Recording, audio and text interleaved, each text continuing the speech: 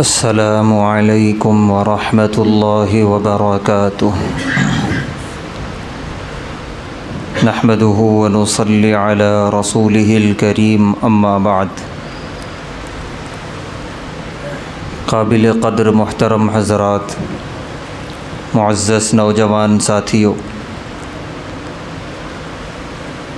گزشتہ اتوار بھی مختلف صحابہ کرام کی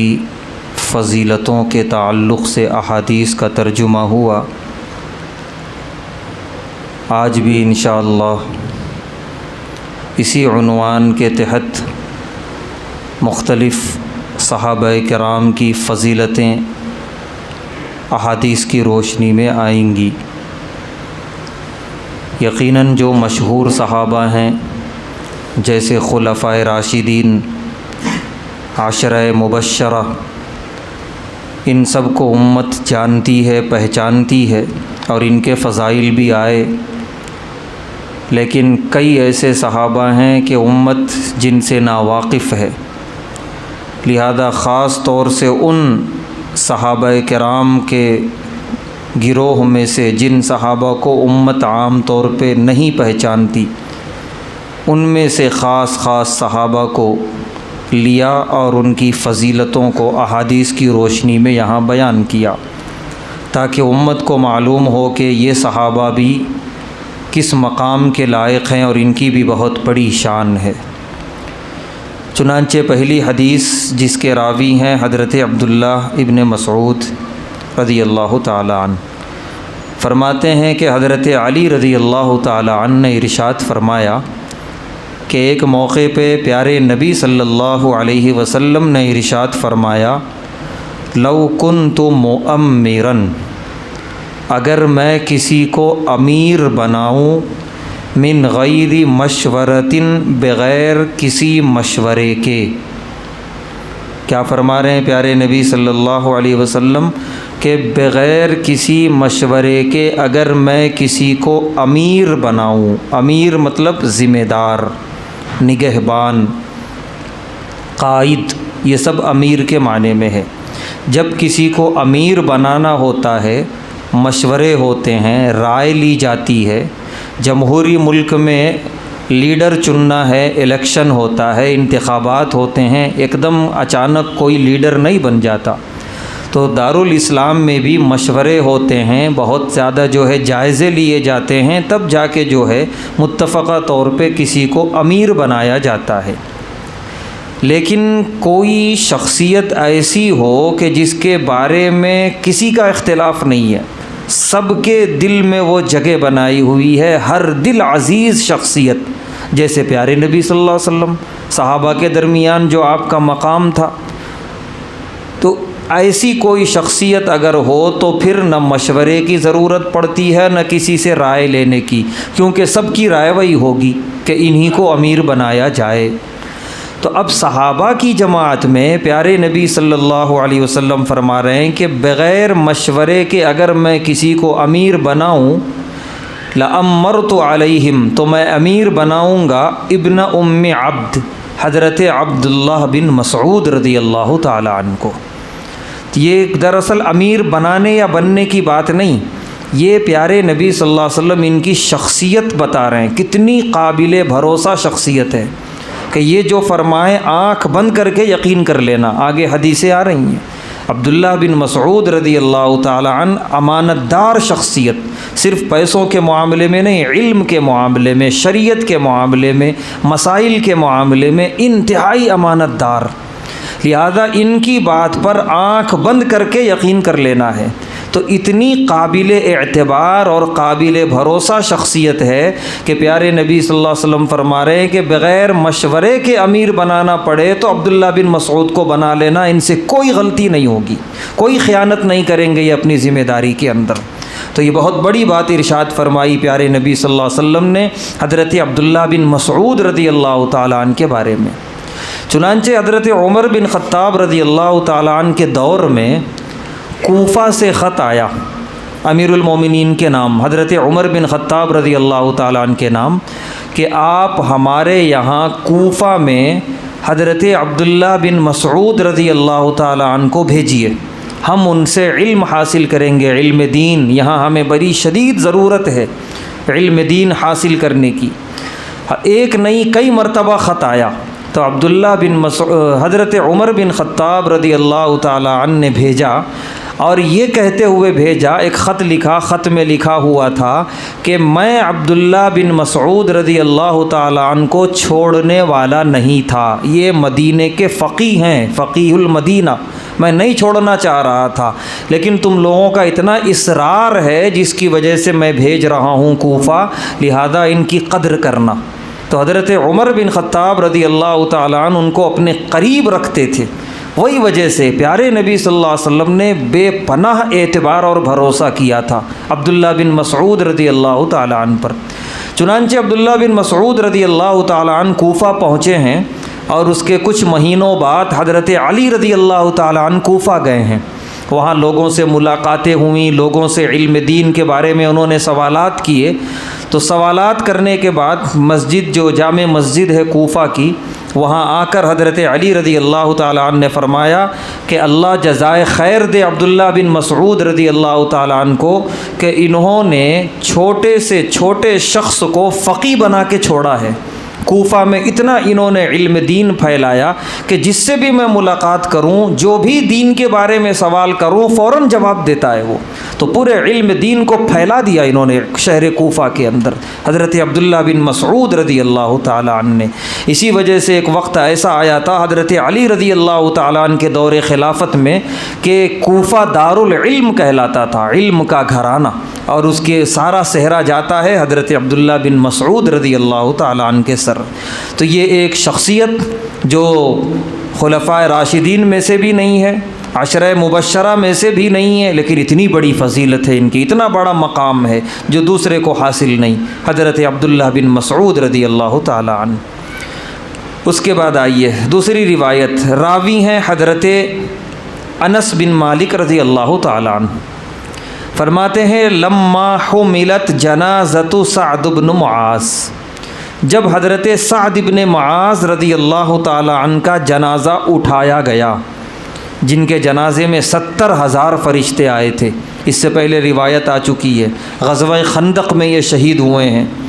تو جب جیسے ہی جنازہ اٹھایا گیا جنت البقیع لے جانے کے لیے، قال المنافقون، منافقین آپس میں جو ہے باتیں کرنے لگے، ما اخف جنازتہ، کہ بہت ہلکا جنازہ ہے یہ، یعنی اچھے خاصے بھاری بھرکم تھے حضرت سعد بن معاذ رضی اللہ تعالیٰ عنہ، لیکن جنازہ اتنا ہلکا ہے، اس کا مطلب جسم گل گیا، نعوذ باللہ۔ منافقین تانے مارنا ان کی فطرت تھی، تو تانا مار رہے تھے۔ بات پہنچ گئی پیارے نبی صلی اللہ علیہ وسلم تک، فقال النبی صلی اللہ علیہ وسلم، پیارے نبی صلی اللہ علیہ وسلم نے فرمایا ان الملائکۃ کانت تحملہ، ان منافقین سے کہہ دو جنازہ فرشتے اٹھائے ہوئے ہیں، تو تمہیں کیا معلوم ہوگا ان کے اس کا وزن فرشتوں کا۔ 70,000 فرشتے ان کے جنازے میں حاضر ہوئے تھے۔ جب جنازے کی نماز پڑھانے کے لیے پیارے نبی صلی اللہ علیہ وسلم آگے بڑھ رہے تھے تو آپ نے ایڑیوں کو اٹھا کے رکھا تھا زمین سے، پنجوں کے بل چل رہے تھے۔ بعد میں صحابہ نے سوال کیا، آپ کے چلنے کا انداز کچھ مختلف تھا، فرمایا اتنے فرشتے تھے جو میری آنکھیں دیکھ رہی تھیں کہ قدم رکھنے کی جگہ نہیں تھی، اس لیے میں ایسا چل رہا تھا۔ اس کے بعد آپ نے فرمایا 70,000 فرشتے ان کے جنازے میں حاضر ہوئے ہیں، اور وہ جنازہ اٹھانے میں فرشتے بھی شریک تھے، تو لہذا تم کو اس وجہ سے جنازہ ہلکا معلوم ہو رہا تھا، کیونکہ وزن وہ اٹھائے ہوئے تھے فرشتے۔ تو یہ بہت بڑی بات حضرت سعد بن معاذ رضی اللہ تعالیٰ عنہ کی شان میں، یہ نہ عشرہ مبشرہ میں ہے، نہ خلفائے راشدین میں، اور نہ مکی صحابی ہیں، یہ مدنی صحابی ہیں، انصار مدینہ میں سے آتے ہیں، اور اتنی بڑی شان ان کی۔ اس کے بعد کی روایت جس کے راوی ہیں حضرت حذیفہ رضی اللہ تعالیٰ عنہ، فرماتے ہیں ما احد من الناس تدرکہ الفتنہ الا انا اخافها علیہ، پیارے نبی صلی اللہ علیہ وسلم نے ارشاد فرمایا کہ میرے بعد جب فتنے آئیں گے تو مجھے ڈر ہے کہ اچھے اچھے لوگ اس فتنے میں مبتلا ہو جائیں گے، ان فتنوں کا شکار ہو جائیں گے، الا محمد بن مسلمہ، لیکن ایک نام ہے محمد بن مسلمہ رضی اللہ تعالی عنہ، مدینے کے صحابی۔ آپ نے فرمایا ان کے بارے میں مجھے پورا یقین ہے، لا تضرہ الفتنہ، فتنہ ان کو کوئی نقصان نہیں پہنچا سکتا۔ یہ پورے صحابہ کی جماعت میں ایک صحابی کی گارنٹی لے رہے ہیں پیارے نبی صلی اللہ علیہ وسلم کہ کتنا بھی بڑا فتنہ آ جائے یہ ان کا کوئی نقصان نہیں پہنچا سکتا۔ کتنی بڑی بات! وہی بات یہاں پر بھی نہ عشرہ مبشرہ میں ہے، نہ خلفائے راشدین میں ہے، نہ اہل بیت میں ہے، ایک صحابی ہیں مدینے کے رہنے والے، لیکن کتنی بڑی فضیلت! ہر کسی کو فتنے کا ڈر ہے، ہر کوئی فتنے میں مبتلا ہو جاتا ہے کسی نہ کسی طریقے سے، لیکن ان کے بارے میں ضمانت لے لی پیارے نبی صلی اللہ علیہ وسلم نے، فتنہ ان کا کوئی نقصان نہیں پہنچا سکتا۔ یہی ایک روایت کی وجہ سے سیدنا ابو بکر صدیق رضی اللہ تعالیٰ عنہ کے دور خلافت میں، سیدنا عمر بن خطاب رضی اللہ تعالیٰ عنہ کے دور خلافت میں، سیدنا عثمان بن عفان رضی اللہ تعالیٰ عنہ کی دور خلافت میں، تینوں خلفائے راشدین کی دور خلافت میں محمد بن مسلمہ کو جاسوسی کا عہدہ دیا گیا تھا۔ جاسوسی یعنی دشمن کیا سازش کر رہا ہے، کیا نقصان پہنچائے گا ہمیں، کس طریقے سے ہمیں تیار رہنا ہے، یہ جاسوسی کا مطلب۔ جاسوسی کا یہ مطلب نہیں کسی کے ٹوہ میں پڑے ہوئے ہیں کون کیا کر رہا ہے، نہیں، اس سے تو منع کیا گیا۔ جاسوسی یعنی سرحد اسلام کی حفاظت کرنے کے لیے ان کو جاسوسی کا جو طبقہ تھا اس کا سردار بنایا گیا تھا۔ کیوں؟ ان کے بارے میں پورا اطمینان تھا، کتنا بڑا بھی دشمنوں کا فتنہ ہو ان کا کچھ نہیں بگاڑ سکتا، لہذا یہ اپنے کام میں 100% کامیاب رہیں گے اور نہ کوئی خرید سکتا ہے۔ عام طور پہ جاسوس خرید لیے جاتے ہیں بڑے مہنگے داموں میں، وہ بجائے اپنے ملک کی جاسوسی دوسرے ملک کی جاسوسی کرنے لگتے ہیں۔ ایسا کتنی مرتبہ ہوا، ہمارے ملک کے جاسوس بک گئے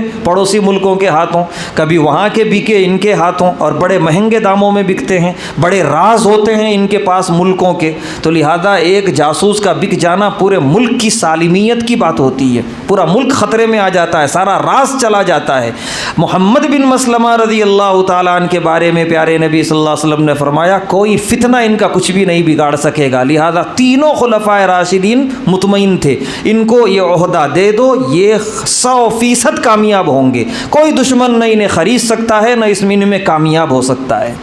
چوتھے خلیفہ راشد کے دور میں نوبت ہی نہیں آئی، ان کا انتقال ہو گیا، محمد بن مسلمہ رضی اللہ تعالیٰ عنہ کا۔ تو اتنی بڑی فضیلت کی بات حضرت محمد بن مسلمہ رضی اللہ تعالیٰ عنہ کہ کوئی فتنہ انہیں نقصان نہیں پہنچائے گا۔ اس کے بعد کی روایت راوی ہیں حضرت جابر رضی اللہ تعالیٰ عنہ، فرماتے ہیں لقینی رسول اللہ صلی اللہ علیہ وسلم، مجھ سے اللہ کے رسول صلی اللہ علیہ وسلم نے ایک مرتبہ ملاقات کی اور مجھ سے فرمایا مالی اراک منکسرا، کہ کیا بات ہے جابر غمزدہ نظر آ رہے ہو؟ تو حضرت جابر رضی اللہ تعالیٰ عنہ نے فرمایا کہ ہاں، غم کی وجہ یہ ہے استشہد ابی، میرے والد شہید ہو گئے غزوہ احد میں، وترک عیالا ودینا، اور پیچھے عیال کو بھی چھوڑا ہے، 3 بہنیں تھیں حضرت جابر رضی اللہ تعالیٰ عنہ کی، والدہ تھیں، ودینن، اور قرض بھی چھوڑا ہے، لہذا گھر کا بھی سارا ذمہ داری اٹھانی ہے، قرض بھی ادا کرنا ہے، اس وجہ سے ذرا مجھے غم ہے۔ پیارے نبی صلی اللہ علیہ وسلم نے فرمایا افلا ابشروکا، ایک خوشخبری سناؤں تمہیں؟ حضرت جابر رضی اللہ تعالیٰ عنہ نے فرمایا بلا یا رسول اللہ، کیوں نہیں اے اللہ کے رسول صلی اللہ علیہ وسلم، بالکل سنائیے۔ پیارے نبی صلی اللہ علیہ وسلم نے فرمایا ما کلم اللہ احدا قط الا من وراء حجاب، جتنی روحیں اللہ کے دربار میں حاضر ہوتی ہیں اللہ سب سے حجاب کے پیچھے سے باتیں کرتے ہیں، جیسا قرآن میں آیا ہے روح انتقال ہوتی ہے، روح جو ہے آسمان پہ جاتی ہے، اللہ اس سے پوچھتے ہیں کیا کر کے آئے ہو، کیا عمل لے کر آئے ہو، تو ہر ایک سے اللہ جو ہے پردے کے پیچھے سے باتیں کرتے ہیں۔ ہاں جب میدان حشر میں حساب و کتاب ہوگا وہ بالکل آمنے سامنے روبرو، لیکن ابھی انتقال کے فوری بعد پردے کے پیچھے سے۔ وَأَحْيَا أَبَاكَ فَكَلَّمَهُ كَفَاحًا، پیارے نبی صلی اللہ علیہ وسلم فرما رہے ہیں کہ اے جابر رضی اللہ تعالیٰ عنہ، آپ کے جو والد تھے حضرت عبداللہ رضی اللہ تعالیٰ عنہ، ان سے اللہ نے بات کی ہے آمنے سامنے، کوئی حجاب نہیں تھا۔ اور بات یوں ہوئی کہ اللہ نے فرمایا یا عبدی، اے میرے بندے، تمنا علیہ، آج جو تمنا کرنا ہے کر لو، اعطی کا میں تمہیں عطا کروں گا۔ تو اس طرح کی وہاں پر راضی برضا والی کا معاملہ ہے کہ آپ سے اللہ راضی ہیں، آپ کے والد سے، آپ کے والد اللہ سے راضی ہیں، اور وہاں کوئی ایسا سوال نہیں ہوا کیا لے کر آئے ہو، کیا عمل، شہید ہو کے گئے ہیں، اتنی بڑی وہ قربانی لے کر گئے ہیں، بس اللہ نے سیدھے یہ کہا جو تمنا کرنا ہے کرو۔ تو آپ کے والد نے تمنا یہ کی، تحیینی، پروردگار مجھے پھر زندہ کیجئے، فاقتل فیک، پھر میں آپ کے راہ میں شہید کیا جاؤں۔ کیونکہ اس سے پہلے بھی روایت آئی کہ ایک شہید جب دنیا سے چلا جائے گا کوئی تمنا نہیں رہے گی، صرف ایک ہی رہے گی کہ پھر ایک مرتبہ زندہ کر کے مجھے شہید کیا جائے، کیونکہ اس راستے میں جو اکرام ہے، جو احترام ہے، جو عزت ہے اس دنیا میں، وہ اسے بڑی پسند آئے گی، وہ چاہے گا بار بار مجھے اس دور سے گزارا جائے۔ تو تمہارے والد نے بھی یہی تمنا کی، تو اللہ تعالیٰ نے فرمایا کہ قد سبق منی، کہ نہیں، یہ میری طرف سے یہ وعدہ طے ہو چکا ہے کہ زندگی ایک مرتبہ ملے گی، دوسری مرتبہ نہیں ملے گی۔ تو پیارے نبی صلی اللہ علیہ وسلم نے تسلی دی کہ یہ تھوڑی سی ذمہ داریاں ہی بہنوں کی الحمدللہ وہ بہت عافیت کے ساتھ پوری ہوئیں، اور یہ جو قرضے تھے وہ بھی الحمدللہ بہت آرام سے ادا ہو گئے۔ تو یہ جو تھوڑی بہت مشکلیں ہیں اس کو کسی طریقے سے سہ لو، وہاں تمہارے والد کے ساتھ بہت اچھا معاملہ کیا جا رہا ہے۔ چنانچہ حضرت جابر رضی اللہ تعالیٰ عنہ فرماتے ہیں اس دن سے مجھے کوئی غم نہ رہا، نہ والد کی جدائیگی کا، اور نہ ان قرضوں کا، اور نہ گھر میں بہنوں کا اور ذمہ داریوں کا، سب الحمدللہ ہلکی محسوس ہوئیں اور سب یہ کے بعد دیگرے ادا ہوتی چلی گئیں۔ اس کے بعد آج کی آخری روایت جس کے راوی ہیں حضرت جابر رضی اللہ تعالیٰ عنہ، فرماتے ہیں ان عبدا لحاطب، حضرت حاطب رضی اللہ تعالیٰ عنہ کا غلام، حاطب یہ بہت مشہور صحابی نہیں ہے، البتہ ان کی خصوصیت یہ ہے کہ غزوہ بدر میں شریک تھے، 313 میں سے ایک یہ بھی تھے۔ تو ان کا غلام آیا، آ کر اس نے کہا پیارے نبی صلی اللہ علیہ وسلم سے کہ لَيَدْخُلَنَّ حَاطِبَ النَّارِ، کہ حاطب کو جہنم میں داخل ہو جانا چاہیے۔ یہ غلاموں کا اپنا انداز ہوتا تھا بولنے کا، وہ پڑھے لکھے نہیں ہوتے تھے۔ پیارے نبی صلی اللہ علیہ وسلم نے فرمایا کذبتا، تم نے جھوٹ کہا، تمہاری جو بھی شکایت ہوگی وہ اپنی جگہ، یہ جو تم نے کہا کہ حاطب جہنم میں جائیں یہ کبھی نہیں ہو سکتا، کیونکہ قد شہید بدرن، کہ وہ بدر میں شریک تھے، اور جو غزوہ بدر میں شریک ہے جہنم حرام ہے اس کے لیے، وہ بڑے خوش نصیب صحابہ ہیں۔ تو حضرت حاطب رضی اللہ تعالی عنہ کے جہنم میں نہ جانے کی پوری گارنٹی لے لی پیارے نبی صلی اللہ علیہ وسلم نے کہ کچھ بھی ہو یہ ہر حال میں جنت میں جائیں گے۔ ہاں ان کا جو بھی معاملہ رہا ہو غلاموں کے ساتھ، اکثر غلام اپنے آقا کی شکایت ہی کرتے تھے، ایسا